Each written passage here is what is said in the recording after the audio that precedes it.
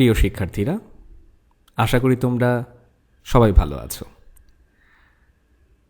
স্বাগতম online class HSC ইংলিশে। তো শুরুতেই আমি আমার নিজের পরিচয় দিয়ে দিচ্ছি। আমি Mohammad Salauddin Dewan, lecturer English, doctor Mahbubur Rahman, Molla college, Debra. তো স্বাভাবিক তোমাদের চিন্তা, আজকে কী নিয়ে আমরা কথা বলতে পারি। আজ আমরা ইংলিশ ফর টুডের একটা গুরুত্বপূর্ণ টপিক নিয়ে কাজ করব, যেটা কিনা তোমাদের বোর্ডে কোশ্চেন নাম্বার 2-তে থাকে, এবং টপিকের নাম হলো ফ্লোচার্ট। এই টপিকটাতে আমরা 10-এর মধ্যে 10ই পেতে পারি। এর জন্য আমাদের কয়েকটা বিষয়ে খুব ভালো করে খেয়াল রাখতে হবে, এবং আশা করি আজকের আলোচনা থেকে আমরা এই কয়েকটা বিষয়ে জানতে পারবো। তো দেখে নিই বিষয়গুলো কী কী। Number 1, short notes. তা আমরা আজকের এই ডিসকাশন থেকে জানব শর্ট নোটস আসলে কী, এবং যেহেতু শর্ট নোটসগুলোর ক্ষেত্রে ফ্রেজ গুরুত্বপূর্ণ একটা উপকরণ, ফ্রেজ ছাড়া আমরা শর্ট নোটস লিখতে পারবো না, সুতরাং ফ্রেজ সম্পর্কেও আমরা একটা ধারণা নিব। এবং তারপরে যেহেতু এই ফ্লোচার্ট আনসার লিখতে গিয়ে আমাদের একটা টেক্সট থেকে, একটা কম্প্রিহেনশন থেকে ফ্রেজগুলো লিখতে হয়, তাই এটাও আমাদের জানা দরকার কিভাবে সেন্টেন্স থেকে ফ্রেজে রূপান্তর করা যায়। এবং ফাইনালি আমরা জানব কিভাবে বোর্ড পরীক্ষায় পারফেক্ট ওয়েতে আমরা ফ্লোচার্ট আনসার করতে পারি আমাদের আনসার স্ক্রিপ্টে। তো চলো আমরা শুরু করি। আমরা টপিকটাতে যাওয়ার আগে চলো একটু দেখে নেই আমাদের বোর্ড পরীক্ষায় ফ্লোচার্ট কিভাবে আসে। আমাদের বোর্ড পরীক্ষায় একটা ছোট্ট প্যাসেজ দেয়া থাকবে, যেটা কিনা ইংলিশ ফর টুডে থেকে নেয়া, এবং সেখানে বলা থাকবে এরকম: read the following text and make a flowchart showing the specialities of গাজীর পীর। তো এখানে গাজীর পীরের স্পেশালিটি নিয়ে আমাকে ফ্লোচার্ট লিখতে হবে। So 1 is done for you, এর মানে এরকম একটা বক্স থাকবে, একটা তোমার জন্য করে দেয়া থাকবে, যেমন এখানে একটি করে দেয়া আছে। Number 1, being credited with miracles। আমার অভিজ্ঞতা মতে অনেকেই একটা ভুল ধারণা নিয়ে বসে থাকে। এই যে এখানে যে কিওয়ার্ডটা দেয়া থাকে, তোমরা সবাই মনে করো কিওয়ার্ডটাই প্রশ্ন। এক্স্যাক্টলি এটা না, প্রশ্ন অন্য কিছু। আমরা এটা নিয়ে একটু পরেই কথা বলি। তার চেয়ে চলো আমরা একটু দেখে নিই। এই যে আমরা শর্ট নোটস নিয়ে চিন্তা ভাবনা করছি, শর্ট নোটসটা আসলে কী? শর্ট নোটসটা আমরা বিভিন্ন কাজেই ব্যবহার করি। আমি যদি জিজ্ঞেস করি তোমার মার সম্পর্কে একটু বলো, তখন দেখা যাবে তুমি তোমার নিজের মায়ের উপরে কিছু শর্ট নোটস তৈরি করতে পারো। যেমন an affectionate lady, 40 years old, a hard-working and responsible person, strict with discipline। এই যে 4টা কথা বললাম আমার মাকে নিয়ে, মানে 4টা শর্ট নোটস তৈরি করলাম। এই 4টা শর্ট নোটসে এইখানে ফ্রেজ আকৃতিতে আছে। কিভাবে বুঝলাম? তার কারণ ফ্রেজ মানেই হলো কতগুলো শব্দ যেখানে সাবজেক্ট এবং ভার্ব থাকবে না, এবং এই 4টাতেই আমরা দেখতে পাচ্ছি না আছে সাবজেক্ট, না আছে verb. An affectionate lady, subject নাই, ভার্বও নাই। 40 years old, এখানেও নাই। A hard working and responsible person, এই জায়গাটাও দেখতে পাচ্ছি না। স্ট্রিক্ট উইথ ডিসিপ্লিন, এই জায়গাটাও দেখতে পাচ্ছি না। তাহলে চলো আরেকটা শর্ট নোটস দেখি এই ট্রাফিক জ্যামের উপরে। যদি এর উপরে শর্ট নোটস লিখতে চাই, কী কী বিষয় আমরা লিখতে পারি? Number 1, to become a matter of great problem. That means এই বিষয়টা একটা গ্রেট প্রবলেমের অবস্থায় চলে গিয়েছে। To cost huge some of time, অনেক সময় এটা নিয়ে নেয়। To kill valuable Times. To stop fast communication. তাহলে এই যে 4টা ইনফরমেশন এখানে আমরা লিখলাম শর্ট নোটস আকারে, তাহলে আমরা এখানেও বলতে পারছি 2+ ভার্ব দিয়ে আমরা শুরু করেছি, কিন্তু এখানে না আছে সাবজেক্ট, না আছে ভার্ব, সুতরাং এটাকেও আমরা বলতে পারি ফ্রেজ। তাহলে একটা বিষয় সম্পূর্ণভাবে স্পষ্ট, শর্ট নোটস লিখতে গেলে আমাকে ফ্রেজ সম্পর্কে জানতে হবে। তো চলো আমরা ফ্রেজ সম্পর্কে একটু ধারণা নিই। ফ্রেজকে মূলত আমরা 5 ভাগে ভাগ করতে পারি। আগেই বলে রাখি, অনেক বইতে অনেকভাবে এটার ক্লাসিফিকেশন করা আছে, তবে আমরা যত সহজভাবে আলোচনা করার তাই করব। Number 1 noun phrases, number 2 verb phrases, number 3 adjective phrases, number 4 adverbial phrases and number 5 prepositional phrases. এই 5 ধরনের ফ্রেজ নিয়ে আমরা একটু করে আলোচনা করিনি। তবে বলে রাখি, এই আলোচনা যে খুবই দরকার তাও না, এই আলোচনা ছাড়াও আমরা ফ্লোচার্ট আনসার করতে পারি, তবে আমার কাছে মনে হচ্ছে জেনে রাখা ভালো। তো নাউন ফ্রেজ কি? নাউন ফ্রেজ মানে হলো যে ফ্রেজ, যে গ্রুপ অফ ওয়ার্ডস সাবজেক্ট অথবা অবজেক্ট হিসাবে বসবে একটা সেন্টেন্সে। যেমন the online admission system has given the whole students a relief. তো খুব ভালো করে খেয়াল করো, এইখানটায় the online admission system subject হিসাবে কাজ করছে। যেহেতু এইখানে গ্রুপ অফ ওয়ার্ডস সাবজেক্ট হিসাবে কাজ করছে, তাহলে এটাকে আমরা বলতে পারি নাউন ফ্রেজ। আবার হ্যাজ গিভেনের পরে দ্য হোল স্টুডেন্টস, এটা একটা অবজেক্ট।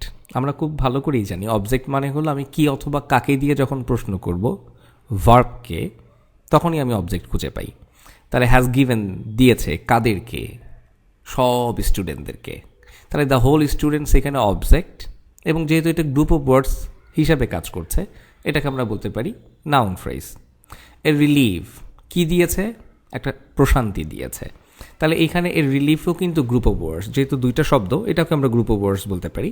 তাহলে এটাকেও আমরা বলতে পারি নাউন ফ্রেজ। এক্স্যাক্টলি। তাহলে এবার একটু দেখি ভার্ব ফ্রেজটা আসলে কি। ভার্ব ফ্রেজ মানে হলো যেখানে অক্সিলারি ভার্ব এবং প্রিন্সিপাল ভার্ব, দুইটা ভার্বের সংমিশ্রণে আমার সেন্টেন্সে ব্যবহার করি। যেমন the government is trying to aware people to avoid any type of gathering. The government is trying, খুব ভালো করে খেয়াল করো, ইজ এখানে অক্সিলারি ভার্ব, ট্রাইং এখানে প্রিন্সিপাল ভার্ব। তাহলে আমরা বুঝতেই পারছি ইজ ট্রাইং এখানে ভার্ব ফ্রেজ। এক্স্যাক্টলি। এবার আসি অ্যাডজেক্টিভ ফ্রেজেস। তো অ্যাডজেক্টিভ ফ্রেজেসটা আসলে কি? সোজা কথা, অ্যাডজেক্টিভ ফ্রেজ অ্যাডজেক্টিভের মতোই কাজ করে। অ্যাডজেক্টিভ কি করে? Tells about noun or pronoun. সে নাউন অথবা প্রোনাউন সম্পর্কে কথা বলে। তো একটু দেখি আমরা। The students demanding a safe environment in institutions are seeking attention on social media. খুব ভালো করে খেয়াল করো, demanding a safe environment in institutions, এই যে অংশটাকে আমরা আন্ডারলাইন করেছি, এই অংশটা কিন্তু দ্য স্টুডেন্টস সম্পর্কে বাড়তি ইনফরমেশন দিচ্ছে। মানে কি, সব স্টুডেন্টরা কিন্তু সোশ্যাল মিডিয়াতে অ্যাটেনশন সিক করছে না, খুঁজছে না। কারা খুঁজছে? যারা কিনা একটা সেফ এনভায়রনমেন্ট চায় ইনস্টিটিউশনে। তাহলে এখানে আমাদের স্টুডেন্টগুলোকে একটু আলাদা করে কথা বলছি, স্টুডেন্ট নিয়ে কথা বলছি, তাহলে স্টুডেন্ট এখানে নাউন। তাহলে এই ডিমান্ডিং থেকে ইনস্টিটিউশনস পর্যন্ত এটাকে আমরা বলতে পারি অ্যাডজেক্টিভ ফ্রেজ।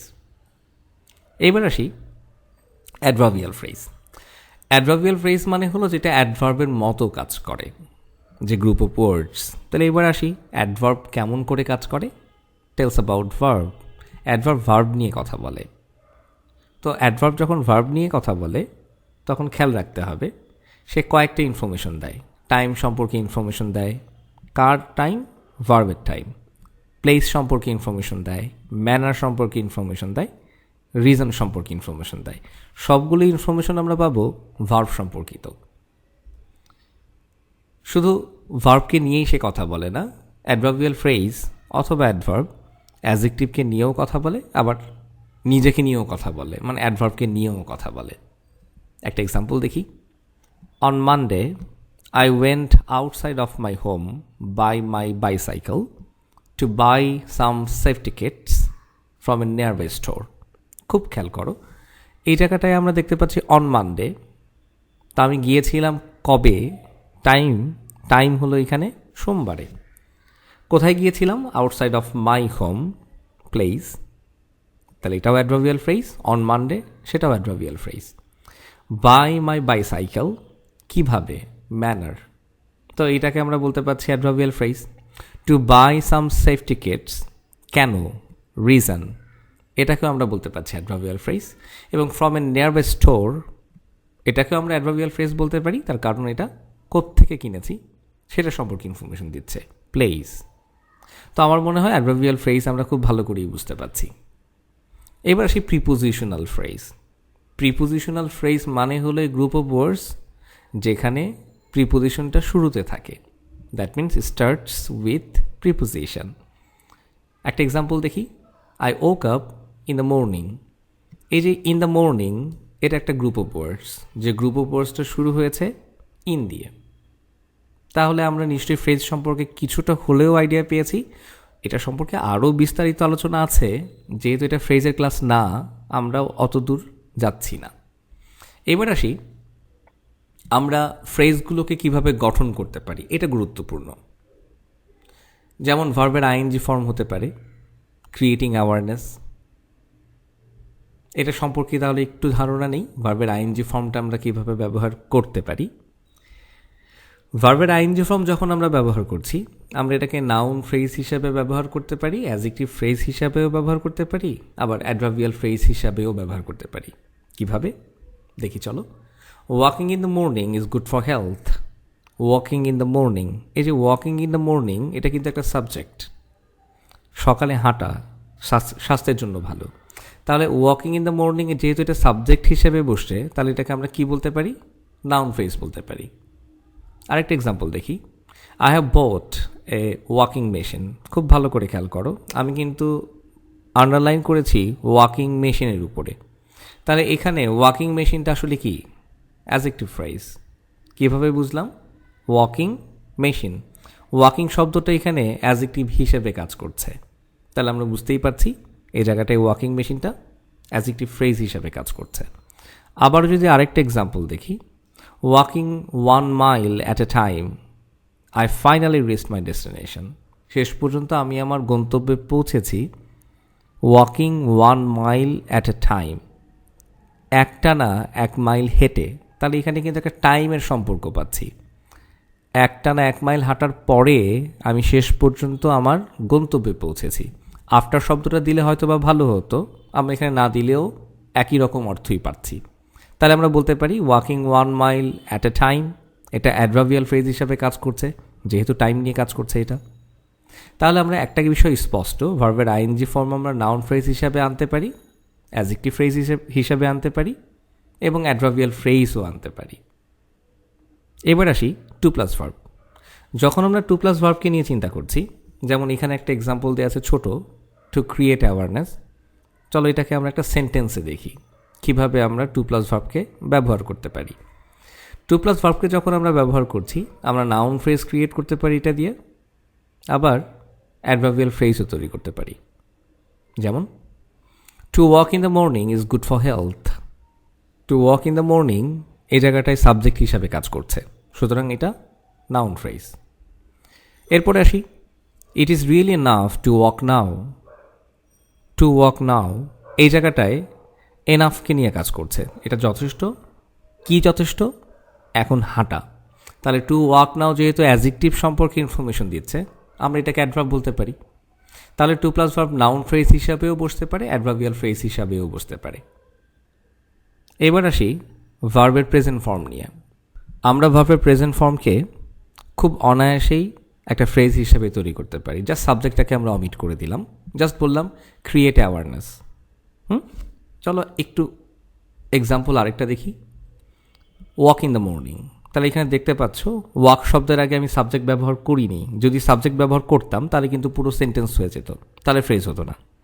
তাহলে শুধু ওয়াক ইন দ্য মর্নিং এর একটা ফ্রেজ, যেটা ভার্বের বেস ফর্ম অথবা প্রেজেন্ট ফর্ম দিয়ে শুরু। এবার ভার্বের পাস্ট ফর্ম দিয়েও ফ্রেজ হতে পারে। কেমন করে হতে পারে? যেমন এই জায়গাটায় আছে ক্রিয়েটেড অ্যাওয়ারনেস। চলো আরেকটা এক্সাম্পল দেখি ভার্বের পাস্ট ফর্ম দিয়ে, ওয়াকড ইন দ্য মর্নিং। তাহলে দেখো ভার্বের পাস্ট ফর্ম দিয়েও আমি শুরু করতে পারি।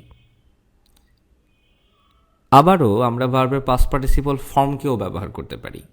ভার্বের পাস্ট পার্টিসিপল ফর্মকে ব্যবহার করে কিভাবে লিখতে পারি? এই জায়গায় দেখতে পাচ্ছি ক্রিয়েটেড অ্যাওয়ারনেস।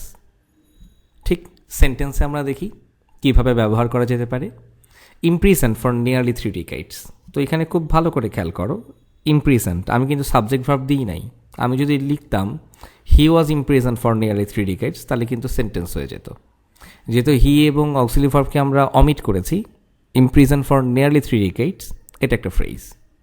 তাহলে ভার্ব দিয়ে আমরা কিভাবে ফ্রেজ তৈরি করতে পারি আমার মনে হয় এটা খুব ভালো করে আমরা বুঝতে পারছি। তাহলে এতক্ষণ যেটা আমরা কথা বললাম সেটা হলো using verb, how we can create phrases.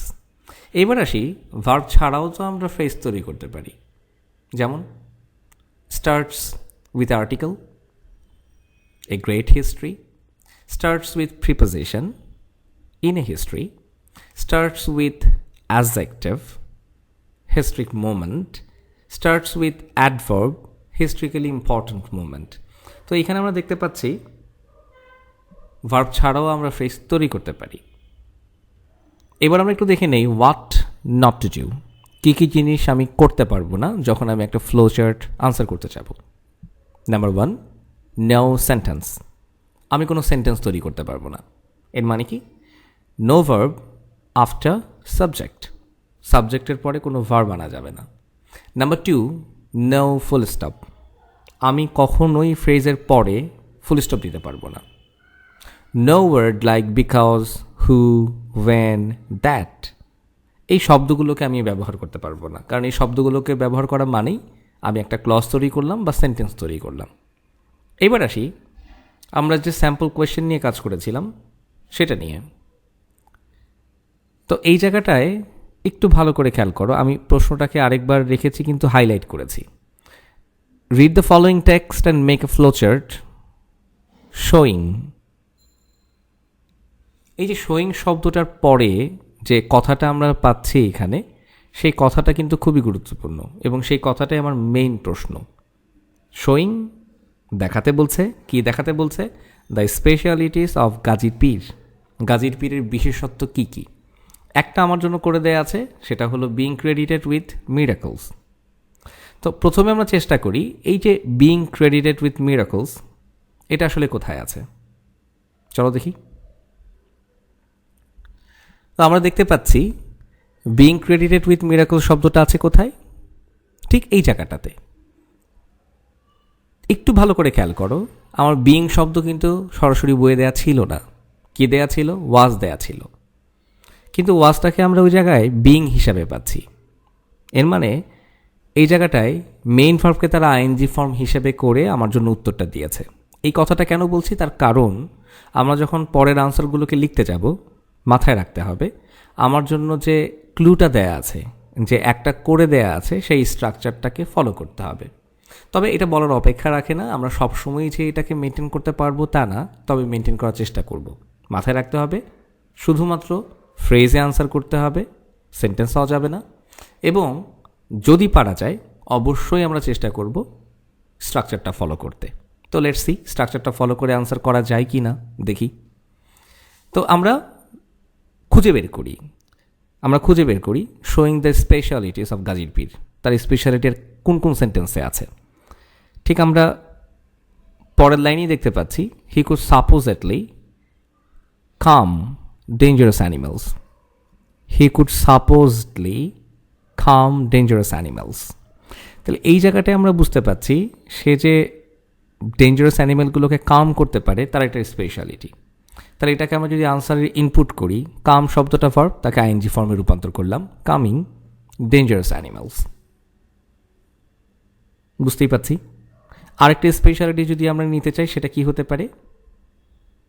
Make them docile. তাহলে এটাকে যদি আনসারে ইনপুট করি আইএনজি ফর্ম হবে এক্স্যাক্টলি মেকিং দেম ডোসাইল। এরপরে আরেকটা খুঁজে বের করি আমরা, riding a fierce looking Bengal tiger. আমার মনে হয় এটার সাথে আইএনজি ফর্ম অটোমেটিক করে দেয়া আছে। তো মাঝে মাঝে এরকম কপাল ভালো হতে পারে, তো আনসারটা অটোমেটিক সেটাই বসলো, riding fierce looking Bengal tiger. এরপরে আরেকটা কি হতে পারে? ঠিক আমার মনে হয় এর পরেই আনসারটা আছে, a snake in is hand. তাহলে এটাকে যদি আমরা আনসারে ইনপুট করতে চাই, কোনো ভার্ব নাই কিন্তু ভার্বকে লিখতে হবে এবং তার সাথে আইএনজি ফর্মও করতে হবে। তাহলে এইটা কি হতে পারে? ধরা, ধরে রাখা, সাপকে তার হাতে ধরে রাখা। তাহলে আমরা আনতে পারি holding, holding a snake in is hands. এইবার আসি আরেকটা বের করা যায় কি না, বাট নো অ্যাপারেন্ট ডেঞ্জার। ওকে, হ্যাঁ আরেকটা আমরা পেয়ে গেছি তার স্পেশালিটি, সেটা হলো হি অলসো ফট ক্রোকোডাইলস। আমি হি অলসোকে এখানে নিব না, আমি ফট ক্রোকোডাইলস থেকে আনসার শুরু করব, কিন্তু ফট তো লিখতে পারবো না, ফট তো এখানে ভার্বের পাস্ট ফর্ম, তাহলে এটার সাথে আমরা আইএনজি ফর্ম যোগ করব।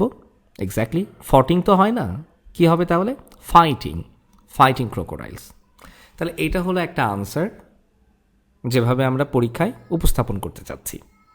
তো আমার মনে হয় তোমরা খুব ভালো করেই বুঝতে পারছো, খুবই সহজ একটা টপিক এটা, 10-এর মধ্যে 10 পাওয়া সম্ভব যদি আমরা একটু সচেতনভাবে যে কিওয়ার্ডটা দেয়া আছে নাম্বার 1 প্রশ্নে সেটাকে খেয়াল করি এবং প্রশ্নটাকে ভালো করে বোঝার চেষ্টা করি, শোয়িং কি দেখাতে চাচ্ছে।